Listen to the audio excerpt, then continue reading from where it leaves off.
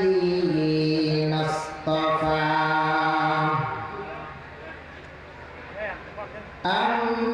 أما بعد فأعوذ بالله من الشيطان الرجيم بسم الله الرحمن الرحيم ألف لام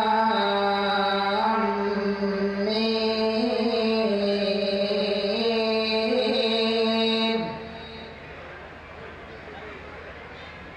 ذلك الكتاب لا ريب فيه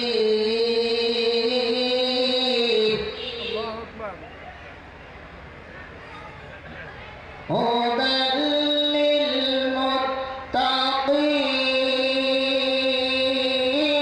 للمتقين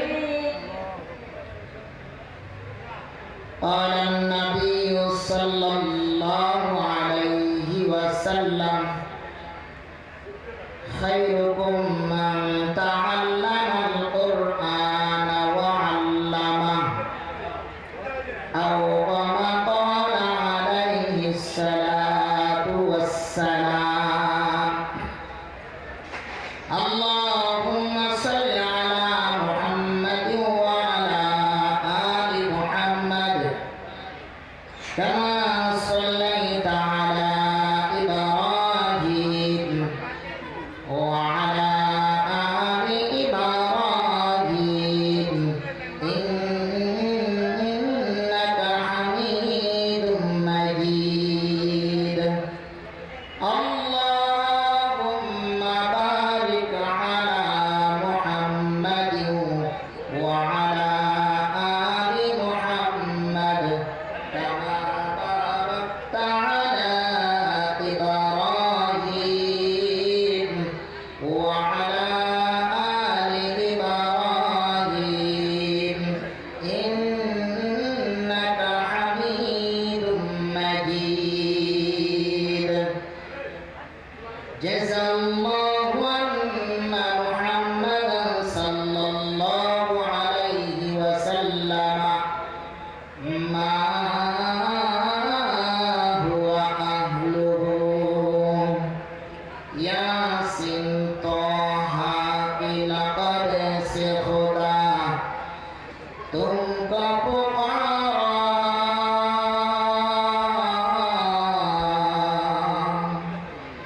जिल्का बेमुकर्रम से खुदा किसके न सुकारा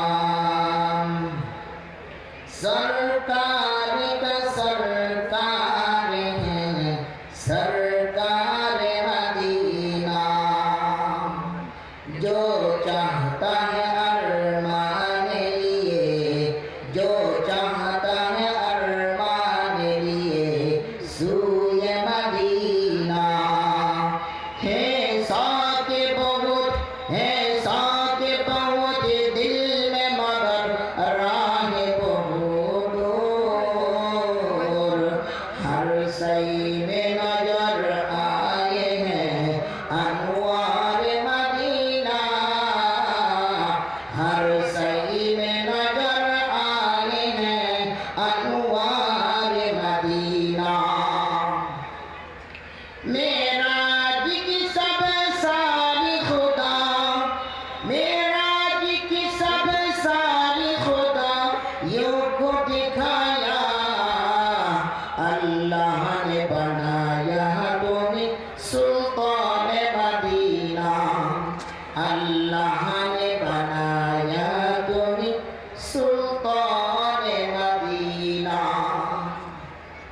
करिए तुम्हें अपन भाव সে তো আপন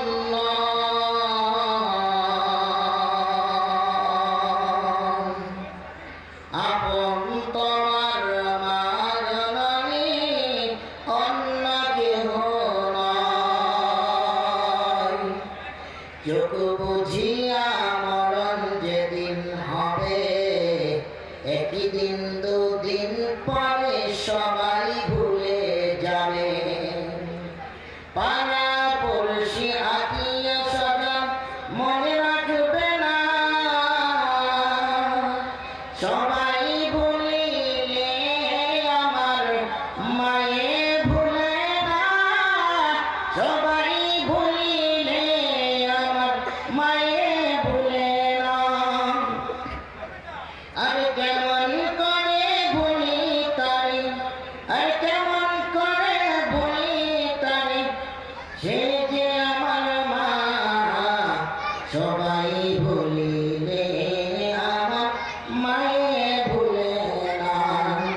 সবাই ভুলিলে আমার মায়ে ভুলে না। লিল্লাহি তাকবীর। শুকরিয়া, আলহামদুলিল্লাহ। দুর্লভ দিবাইতুল নূর জানে জিদের করতে হবে। এক দোয়ার মাজলিসে আসার বসা কিছু কোরআন ও হাদিস থেকে কথা বলার শোনার জন্য তৌফিক দিলেন। মহান রব্বে কারীমের দরবারে মন খুলে শুকরিয়া আদায় করি, আলহামদুলিল্লাহ। রাসূলের প্রতি একবার দুরূদ পড়ি, সাল্লাল্লাহু আলাইহি ওয়াসাল্লাম। শুকরিয়া যে রব্বে কারীম হাজার হাজার মুসলমানদের মাঝ থেকে ধর্মী বিধর্মী ভাইদেরকে একবারে জান্নাতের প্যান্ডেলে আসবার বসবার, কোরআনের কথা বলার শোনার তৌফিক দিলেন। যে রব্বে কারীম আপনাকে আমাকে ভালোবাসা দিয়া মহব্বত করিয়া টুকাইয়া টুকাইয়া ihsan করিয়া দয়া করিয়া মায়া করিয়া যে রব্বে কারীম আপনাকে আমাকে বাবে জান্নাতের প্যান্ডেলে বসবার তৌফিক দিলেন। এজন্য মন খুলে মনের স্থল থেকে মনের গহীন থেকে সকলে মিলে একবার জোরে সোরে শুকরিয়া আদায় করব, আলহামদুলিল্লাহ। মাহফিলের প্যান্ডেলে শুকরিয়া আদায় করলে কি ক্ষতি হবে? মানুষের সংখ্যা যেমন শুকরিয়া সংখ্যাটা এরকম আদায় হয় না, ঠিক কিনা? মন খুলে শুকরিয়া আদায় করলে আল্লাহ তাআলা বান্দার নিয়ামত বাড়ায়। কেউ যদি এই মজলিসগুলোতে বৈশা একবার মন থেকে খালিস নিয়তে আল্লাহ আল্লাহ রাসূলের জন্য সুবহানাল্লাহ পড়ে একটা বার পড়ে, তো আল্লাহ তাআলা তাকে তার জন্য জান্নাতে একটা গাছ লাগায়। অনেক মুসলমান কয়, কালকের আগের দিনে এক মুসলমান আমার কয়, হুজুর কত নেকি করুন, নেকি তো বস্তা হয়ে গেল। তুমি যে নেকি করেছ, এই নেকি দিয়ে কাল কিয়ামতের দিনে জান্নাত তো দূরে যাওয়ার কথা, জান্নাতের সুগন্ধ পাওয়া। তাই সুবহানাল্লাহ। অনেক মুসল্লি আবার বলে সুবহানাল্লাহ, এত গাছ লাগাই করুন, বাড়িতে অনেক আমার গাছ আছে, আম গাছ, ঠিক কিনা? এত গাছের দরকার নাই, এরকম মুসল্লি পাওয়া যায়, ঠিক কিনা? জান্নাতের গাছ আর দুনিয়ার গাছ আসমান আর জমি দিল। জান্নাতের গাছে যদি আমি ফল খাইতে যাই একরকম মজা, দুনিয়ার গাছে ফল খেতে গেলে আরেক রকম মজা। দুনিয়ার গাছে ফল খাইতে গেলে নিচ থেকে চেঁচায়া চেঁচায়া উঠতে হয় উপরে, ঠিক কিনা? লাফ দিয়ে উঠতে হয়, দড়ি বাইরে উঠতে হয়, ঠিক কিনা? কিন্তু আল্লাহ তাআলা বলেছে দুনিয়ার গাছগুলোর শিকড় থাকবে নিচে আর ফলগুলো থাকবে উপরে। আর জান্নাতের গাছগুলো এত সুন্দর, আমি আল্লাহ বান্দার যত কষ্ট না হয় শিকড়গুলো দিব উপরে আর ফলগুলো দিব নিচে। আজকে সুবহানাল্লাহ একটা গাছ লাগানো হয়ে যাবে, একবার সুবহানাল্লাহ পড়লে একটা গাছ লাগানো বলা যায় না? পরে দিকে একবার সুবহানাল্লাহ, এই যে সুবহানাল্লাহ বলছেন আপনি বুকে হাত দিয়ে বলেন তো কারোর সাথে মারামারি হয়েছে না? হিংসা হয়েছে, বাড়ি জমি কাটাকাটি হয়েছে, রাগারাগি হয়েছে, মুখ কালা হয়েছে? কিছু আল্লাহর ইবাদতগুলো খুবই সহজ করতে আরম্ভ করে, কিন্তু আমরা তারপর আল্লাহর ইবাদত করতে রাজি, ঠিক না? এই যে একটা গাছ লাগাইছেন জান্নাতে, কাল কিয়ামতের দিনে একজন রিকশা চালা জান্নাতে যাবে, আর কোটি কোটি টাকার মালিক জাহান্নামে কাটায় দাঁড়ায়। ফেরেশতারা বলবে আল্লাহ এটা টাকার মালিক ছিল, লাখ লাখ টাকা দাম সৎকা করেছে, নাকি না জান্নাতে একটা রিকশা চালাতে দিলে এই রিকশা চালকের দাম আর এই বড় লোকের দাম তো আসমান জমি ডিফারেন্স। রিকশা পেট্রোল মেরেছে আর প্রতিটা পেট্রোল মারার সাথে সাথে বলছে সুবহানাল্লাহ, আলহামদুলিল্লাহ। 10 টাকা দান করেছে, মাথার ঘাম পায়ে ফালায়া ফালায়া আল্লাহর রাস্তায় দান করেছে খালিস নিয়ত। এদের সুবহানাল্লাহর মধ্যে অনেক বেশ কম। এই যে তারা রাস্তায় দাঁড়িয়ে আছে, বাইরে থেকে বাড়ি থেকে শুনতেছি, তারা যদি সুবহানাল্লাহ বলে আপনারা যদি বলেন বেশ কম আছে কিনা? আপনারা সামনে বৈশা বক্তার সামনে বসে বসে সুবহানাল্লাহ করতেছেন, এটার মধ্যে কোনো ভুল থাকার কোনো বিনয় বিষয় নেই, ঠিক না? একবার খালিস থেকে আল্লাহ তাআলা রাজি হয়ে করার মধ্যে সুবহানাল্লাহ, ঠিক না?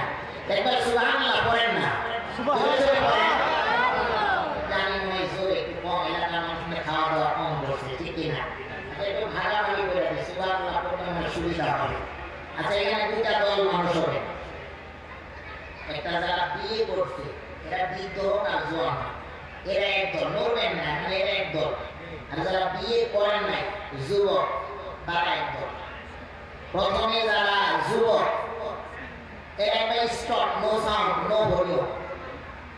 বৃদ্ধরা যারা বিবাহ করেছে, খালিস থেকে আল্লাহ তাআলা রাজি খুশি করে দেবে, সুবহানাল্লাহ বলেন তো সুবহানাল্লাহ।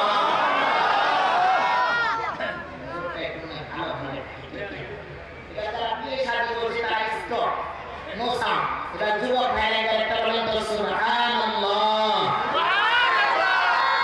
আরে হারাম, আপনাদের কোনো শক্তি নেই, শক্তি থাকবো আপনার খাওয়ার মতো মানুষ নেই, ঠিক না? এবার দুই দল মিলা একটা ধাক্কা দিন আর একটা সুবহানাল্লাহ বলুন। এই যে সামনে খালি খালি জায়গা, একটা গাও ঘিসা ঘিসা বলুন। আমার পেটের গুলো এরকম প্রতিদিন রাত্রে চাপায়, আমি বলি যে আমাদের পেটের নিলে একটু লম্বা করে বলবেন, লম্বা। তাতে মানে ফরিদপুরে একটা পেন্ডেল করছে পরশু দিনে, একবারে মাঠ করে করছে, দর্শকের জায়গায় এমন ভাবে করছে। আর আমার কিছু কিছু পেন্ডেল বরিশাল ঘোরাতে হয়, বিশাল বড় বড় পেন্ডেল করে রাখে। এই জন্য অনেক ভাই দাঁড়িয়ে আছে, আমরা একটু বসার সুযোগ করে দিব। সামনে যা যতটুকু দেখবেন, একটা সুবহানাল্লাহ পড়বো, একটা ধাক্কা দিব, সুবহানাল্লাহ, আলহামদুলিল্লাহ, সুবহানাল্লাহ, আলহামদুলিল্লাহ।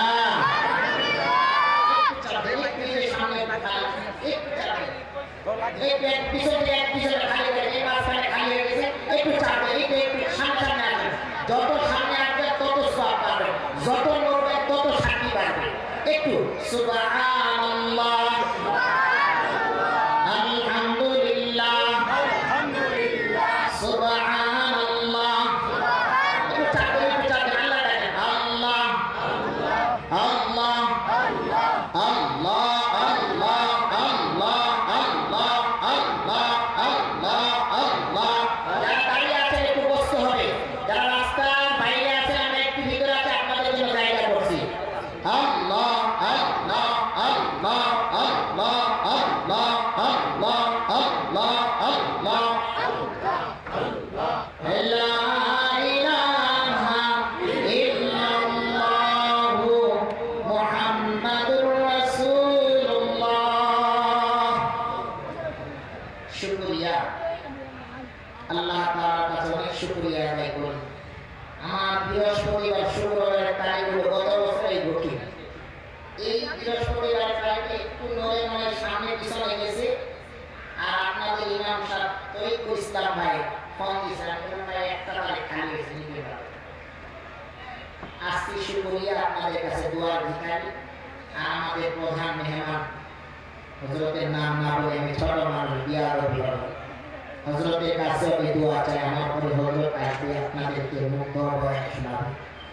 আমি অল্প কিছু কথা বলে ছেড়ে দেব ইনশাআল্লাহ। কোরআনে কারীম থেকে আয়াতে কারিমা তিলাওয়াত করেছি, আলিফ লাম মিম। এই শব্দ বাক্য ওয়ার্ডগুলো হলো হুরুফে মুকাত্তারাত। এগুলোর অর্থ কেউ জানে না, একমাত্র অর্থ কে জানে? আল্লাহ। তারপরে বলছে যালিকাল কিতাব, এটা এমন একটা কিতাব, গ্রন্থ। যালিকাল কিতাব কে নাম দিয়েছে? আল্লাহ। লা রাইবা ফি, যার মধ্যে কোনো সন্দেহ নাই আছে, করা যাবে।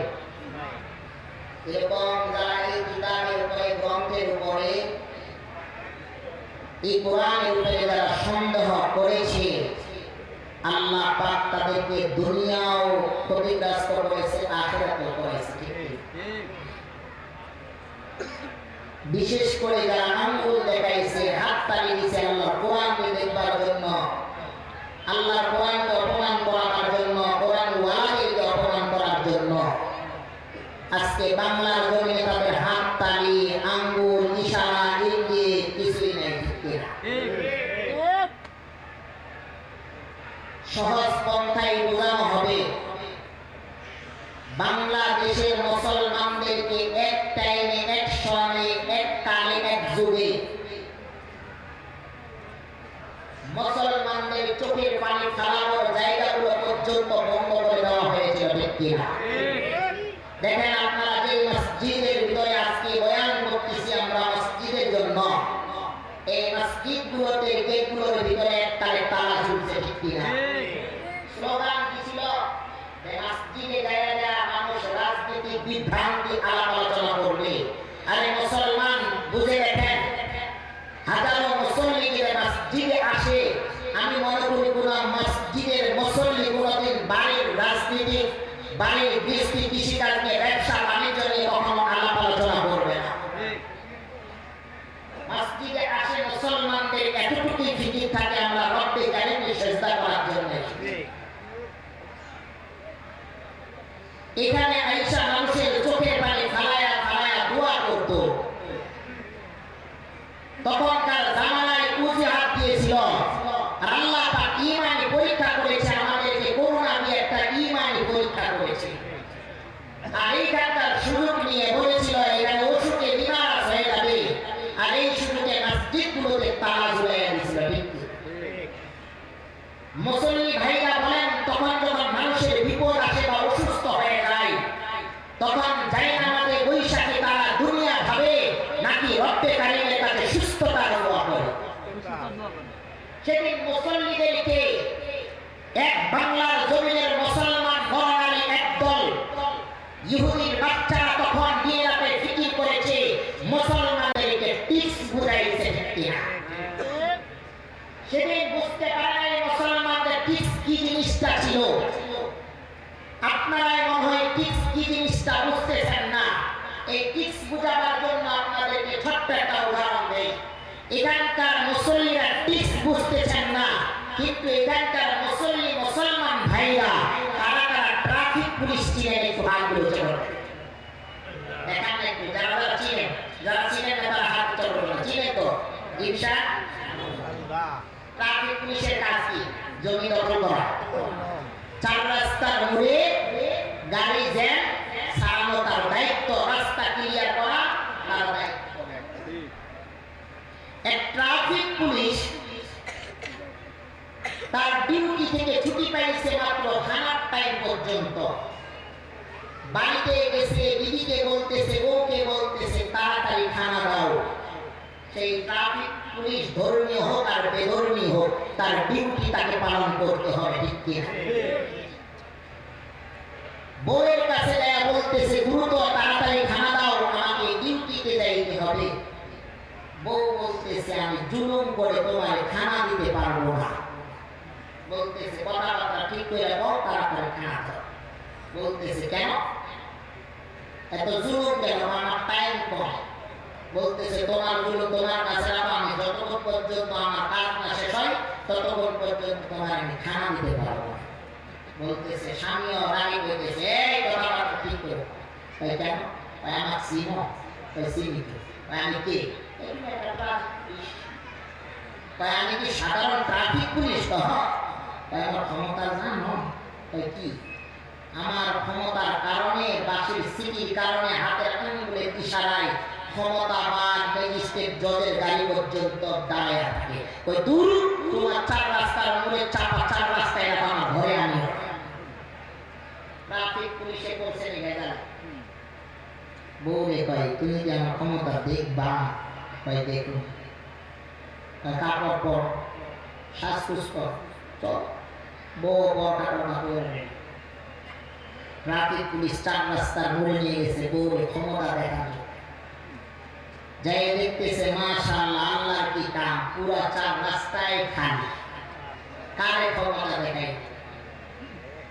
তারপর বউ তো ঘরের বউ, এক সাইডে দাঁড় করা বলতেছে, দাঁড়ায় থাকো, আমার ক্ষমতা দেখা। রাস্তার মাঝখানে গেছে, চার রাস্তার মাঝে বাসিটা মুখে লাগায়, এই কয়েকটা গাড়ি আসতেছে, আঙুলটা উঁচা করে, ফু দিয়ে আঙুলটা উঁচা করে গাড়ি ধরে ব্রেক করেছে। বউরে তো দেখা লাগবে, ঠিক কিনা? বাম দিক থেকে কিছু গাড়ি আসতেছে, এগুলো আটক দিচ্ছে। ডান দিকে ড্রাইভার ওই ব্যাপারকে রাস্তা ক্লিয়ার সাড়ে ধারে আটক দিকে দুই পাশে ড্রাইভার মিল্লার সাড়ে বছর স্যার আমরা তো ডানে যাবো, আমরা তো বামে যাবো, তো রাস্তা ক্লিয়ার স্যার, কেন আটক দিচ্ছে? সাড়ে কোনো কথা কয় না, তার জায়গায় ঠিক অটো করে রাখছে। যখনই অটো আসে তখন ড্রাইভারের ইশারা তো ড্রাইভার বুঝে, ঠিক কিনা? কামলার ইশারা তো কামলা বুঝে, বাটপারের ইশারা বাটপার বুঝে, চোরের ইশারা চোর বুঝে, পেকেট মারের ইশারা পেকেট মার বুঝে, ঠিক কিনা? রাজনৈতিক নেতাদের ইশারা রাজনৈতিক নেতারা বুঝে, আলেমদের ইশারা আলেমরা বুঝে, নবীদের ইশারা নবীরা বুঝে, ঠিক কিনা? ড্রাইভারের ইশারা করছে, দুই ড্রাইভার একত্রিত হইয়া ট্রাফিক পুলিশে ইচ্ছা মতো কিলায়া ঘুষায়া ট্রাফিক পুলিশে এক সাইডে একবার দৌড়লা বানা যার মতো দাঁড়িয়ে গেছে। বউয়ে দৌড় দিয়ে লাফ দিয়ে কয়, এই নি তোমার ক্ষমতা? কি হয়েছে? আমি লাফ দিয়ে উঠে ট্রাফিক পুলিশ কয়, কি হয়েছে? আমার ক্ষমতা আমি দেখাইছি, তাদের ক্ষমতা তারা দেখাইছে। যার ক্ষমতা তো তার ক্ষমতা ঠিকই আছে। কয়েকবার আমার ক্ষমতা দেখো, বাড়িতে আসো, আমার ক্ষমতা এবার দেখো। ট্রাফিক পুলিশ বিপদে পড়ছে। সেদিনে আমাকে বলেছিল, হুজুর এটার নাম টিক্স, টিক্সের উপর টিক্স, এর উপরে ডবল টিক্স, এর নাম হইল পলিটিক্স। একদল ইহুদি নাসারা পলিটিক্স দেখাবার জন্য সুযোগ করেছিল, ঠিক কিনা? আল্লাহ পাক জানায়া দিয়েছে, সতর্ক করেছে, ও ফিরাউনের দল, নমরুদের দল দেখো, এ নাস্তিক বেঈমানদের দল দেখো, আমি মুসা কালিমুল্লাহকে নবী হিসাবে ঘোষণা করেছিলাম, ফিরাউনকে কাফের হিসাবে ঘোষণা করেছিলাম।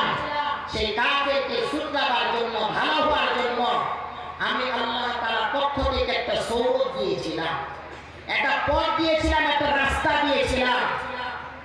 আমি মুসা কালিমুল্লাহ ছোট্ট একটা বাচ্চা, ছোট্ট একটা টিকলুরকে ফিরাউনের ঘরে মেহমান হিসাবে পাঠিয়েছিলাম। মুসা কালিমুল্লাহ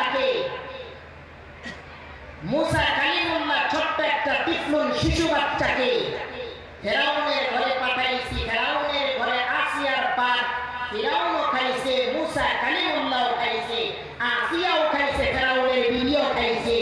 কিন্তু এই মুসা ছোট্ট শিশু কালিমুল্লাহকে যারা সম্মান দেখাইছে, আমি আল্লাহ তাকে জান্নাতের সার্টিফিকেট ধরে, আর যারা আঙ্গুল দেখাইছে, আমিও আল্লাহ তাআলা তাদেরকে আঙ্গুল দেখায় দুনিয়াও ক্ষতিগ্রস্ত করেছি, আখিরাতেও ক্ষতিগ্রস্ত করে দিয়েছি, ঠিক কিনা?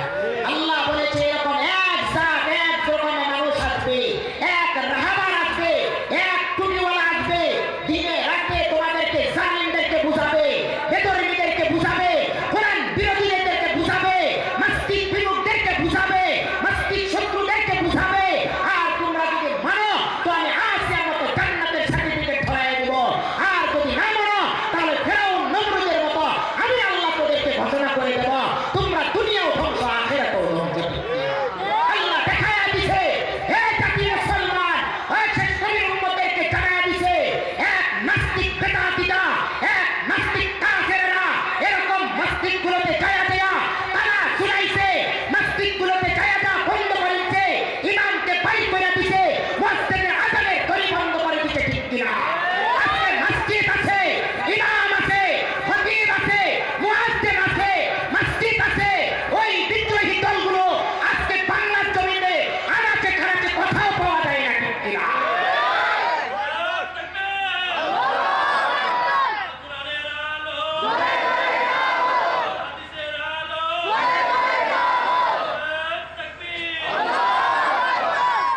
আল্লাহ তাআলা দেখাই দিছে, কোরআন ওয়ালাদের সাথে বাহাদুরি চলে না।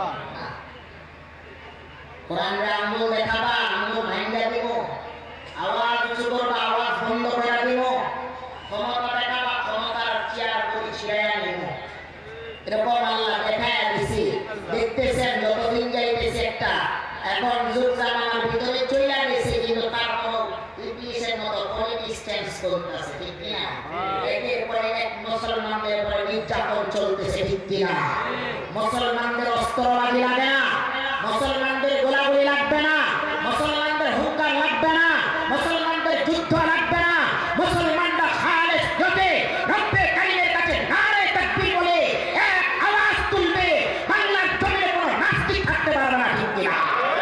দেখায়া দিছে মুসলমান, এই ইয়ং জনতা ছেলেগুলো দেখিয়ে দিছে, শিক্ষার্থীরা দেখায়া দিছে, এক স্লোগান মেরেছে ঈমানওয়ালাদের, এক স্লোগানে বাংলার জমিনে সুন্দর মনোরম পরিবেশ কোরআনের মাহফিল করে চিন্তা হয়ে গেছে, ঠিক কিনা? এখনো বাহাদুরি চাপাই পলিটিক্স করেন, কোনো পলিটিক্স ক্ষমতাই বদলবে না, আর এই পলিটিক্স বাংলার জমিনে থাকবে না, থাকবে না, ঠিক কিনা? আমাদের কোনো পলিটিক্স কাজে আসবে না। আল্লাহ তাআলা আমাদের মুসলমান জাতিকে আল্লাহ পাক সুস্থতার সাথে, ঈমানের সাথে আল্লাহ পাক হায়াতে তাইয়্যিবা দান করুক, সকলে বলে আমিন। বিশেষ করে বলবো, এই মাহফিলে অনেক বেধর্মী ভাইরা এসেছে, আমরা কোনো বেধর্মীদের কাছে কোনো তিরস্কারী বা কোনো বিভ্রান্তি বা কোনো নির্যাতন আমরা করি না, ঠিক কিনা? তাদের মতো তারা চলতেছে, আমরা আমাদের মতো চলতেছি, তারা ধর্ম পালন করতেছে, আমরা আমাদের ধর্ম পালন করতেছি, আমরা নির্যাতন করি না, করবো না ইনশাআল্লাহ। কিন্তু আমাদের মুসলমান জাতিদেরকে ভারতবর্ষে আজকে কত মুসলমানদেরকে নির্যাতন আর বেইজ্জতি করা হচ্ছে, ঠিক কিনা? এজন্য আল্লাহ পাক রব্বে কারীম যারা মুসলমানদের উপরে নির্যাতন আর জুলুম করতেছে, আল্লাহ তাআলা তাদের কপালে যদি হিদায়াত থাকে হিদায়াত দিয়ে দাও, হিদায়াত না থাকলে আল্লাহ পাক তাদেরকে ধ্বংস করে দাও, সকলে বলে আমিন।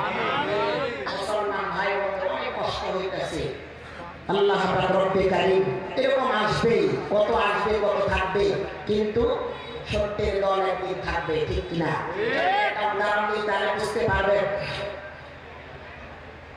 বেধর্মীদের দল সবসময় বড় থাকে, আর ধর্মীদের দল সবসময় ছোট থাকে। যেমন দেখেন, আপনাদের সকলের দাঁত আছে, আছে না? জিহ্বা আছে, আছে না? জিহ্বা কয়টা? একটা। দাঁত কয়টা? 32টা। এই জিহ্বার সাহায্যে দাঁত চাবায়া খাইতে পারে, তাৎক্ষণে পর্যন্ত খাইতে পারে না। জিহ্বা নিয়ে দাঁতের গোড়ায় দেয়, দাঁত চাবায়া চাবায়া ভিতরে গিলা হয়ে যায়, ঠিক কিনা? এই জিহ্বা যদি একটু দিতে দেরি করে, দাঁত এই জিহ্বাকে কামড় দিয়ে রক্ত বের হয়। আজ পর্যন্ত জিহ্বা কি কোনো হাইকোর্টে বিচার নিয়ে গেছে? জজ কোর্টে, সুপ্রিম কোর্টে, থানাতে, চেয়ারম্যানের কাছে, মেম্বারের কাছে জিহ্বা ঠিকই কামড় খায়া রক্ত হয়ে তার স্থান ঠিকই আসে, সুন্দর মতো বৈশা থাকে, ঠিক কিনা? যখন মানুষটা একদিন বয়স্ক হয়ে যায়, দিন দিন বয়স হয়ে যায়, দাঁতগুলো আস্তে আস্তে একটা উঠতে উঠতে একটা করে ভাঙতে ভাঙতে একদিন 32টা পুরা ফিনিশ হয়ে যায়, ঠিক কিনা? জিহ্বা কি কোনোদিন ধ্বংস হয়?